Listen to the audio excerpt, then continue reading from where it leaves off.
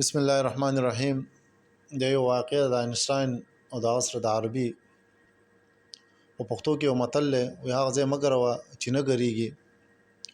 یو ورځ آینسټاین او د عصر عربي په یو ټرین په سفر باندې روان وو.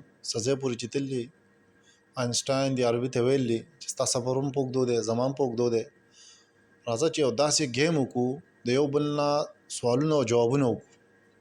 عربي ویلي صحیح ده، او په منځ کې دا خبره توی شوې ده.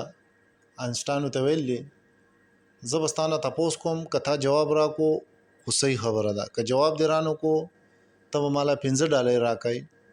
بیا ته زما نه تپوس کوه، که ما جواب درکړو صحیح ده، که جواب مې در نه کو زه به تاله $1500 درکوم.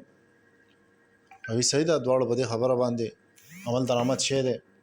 آینسټاین لمبی تپوس د دې عربي نه کړلی چې کشش ثقل څه ته وایي. عربي بغیر څه د سوچ او د هغه نه $15 راغستي او آینسټاین له ورکړي چې دې ماله جواب نه راځي. آینسټاین ته بیا ویل چې اوس ته تپوس کوه. دا عربي چې دا غټ حکمت والا و، هغه لګېدل چې یاره دا خو یو د بل دغه سره مې واسطه راغله. هغه لګېدل چې یاره داسې یو څیز دی غره ته خیږي په 3 خپو، بیا چې راکوزېږي په 1 خپه.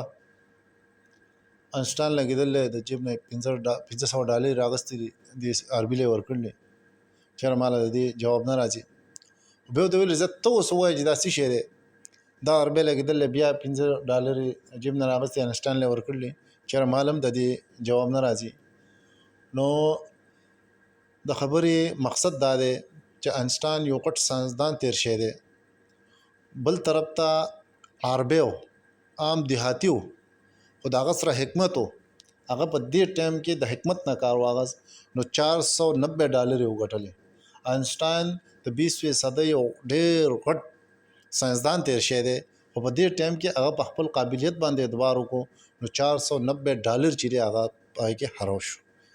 امید لرم دا ویډیو به ستاسو خوښه شي او مخې ته یې ډېره شیر کړئ. شکریه.